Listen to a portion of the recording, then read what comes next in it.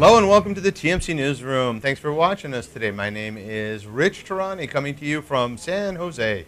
On our program today is Amar Dhaliwal, who is the SVP of Product Operations at Saba. Hello, Amar. Hey, Rich. Thanks for being on the program today. Absolutely my pleasure. So we should start off by talking about Saba and what your company is doing.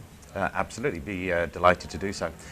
So Saba, we have been in business for a number of years, 1997, and we are in the business of delivering people systems, software solutions that help manage people assets within an organization and help empower organizations to become people-driven. So if you translate that into what a corporate buyer may be faced with, right. What problem do you solve for a company? Okay, and a great question, and I think that we would start off by approaching it the following way, which basically says that any business strategy has to be underpinned by a people strategy. So every business problem or every major business problem ultimately will result in something that starts with trying to solve a people problem. Do we have the right skills? Do we have the right talent? Do we have the right people in the right jobs? Do we have the ability to capture knowledge and share knowledge and to be able to address the business problem? So we very strongly believe that every business strategy is underpinned by a people strategy. Okay, so let's take that to the next logical progression, and that is, how do you solve the problem of getting the right people in the right processes and having them work most effectively? Right. So firstly, let me kind of like articulate the problem a little bit more. Our experience has been that working with large, sophisticated organizations, most organizations are unable to identify skills in their organization. So expertise identification is a huge issue.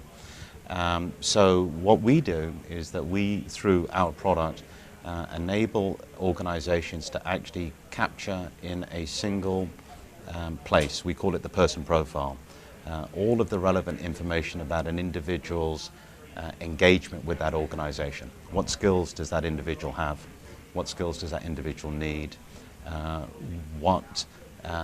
how well has that person done in whatever it might be, performance reviews? What information is that knowledge or that individual contributed to the organization? What have others thought of it?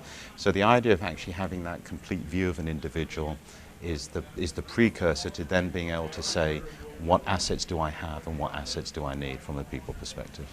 Understood. So who are some of your typical customers? So we have, we're very fortunate. As I mentioned at the beginning, we've been in business for many years, and our customers have tended to be the large global 2,000 organizations.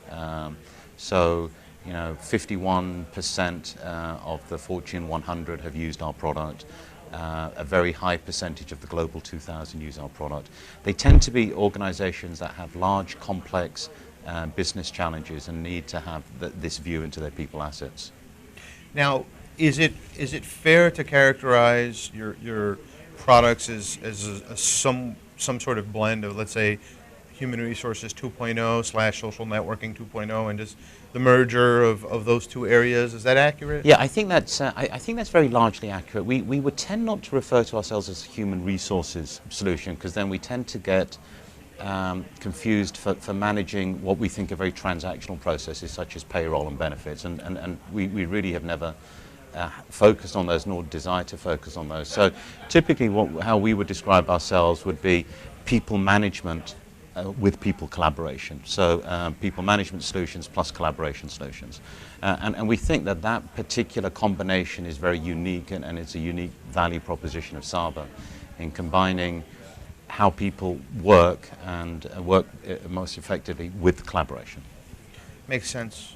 Now, you recently launched a new product, correct? That's right. We recently launched a product called Saba Live, which is our enterprise social networking product, and really goes to that part about the people collaboration aspect that both you alluded to a few minutes ago. So we're very excited about that. Social networking is obviously a huge area of interest for lots of organizations. What we have tended to find is that most of the social networking products have been put into organizations with little or no context in terms of the business problem that they're trying to solve. And with Saba Live, we really have found ourselves offering a conversation and business value that is very apparent. People saying that we need our people assets to be most efficient. We need them to be able to collaborate, share knowledge, learn from each other, teach each other, and for us to be able to do that in some sort of social way is very important. And how have customers responded? They've responded incredibly positively, and we're very excited by the energy that's been excited, both within our existing customer base, but also with prospects and analysts as we talk to. I think that they have been looking for this business context for social networking, and we're excited by the reaction that we have received. That's great news. Yeah, I'm very excited.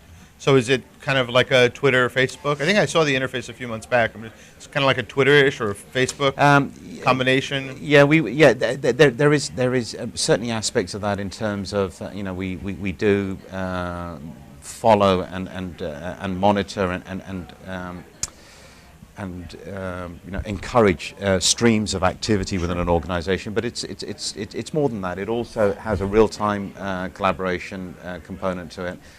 It has the ability for individuals to contribute knowledge, whether that knowledge is stored in formal content or informal content, structured or unstructured, documents, blogs and wikis. So it's Facebook and Twitter would represent a small component of what we're delivering here. Okay. Yeah. What's next? What's next for us is we really think about the key experiences. We're really thinking about mobility of learning and mobility of driving the right information to your assets. We're thinking about immediacy, and we're thinking about ubiquity. We're thinking about how does the experience remain high fidelity, whether you're on a mobile device or whether you're in a browser or whether you are at a kiosk in a restaurant at one of our customers' locations. So those are very exciting things for us, and really preparing ourselves for a place where those experiences have to be very broadly based. Fantastic. Well, thanks so much for being on the program. Thank you, Rich.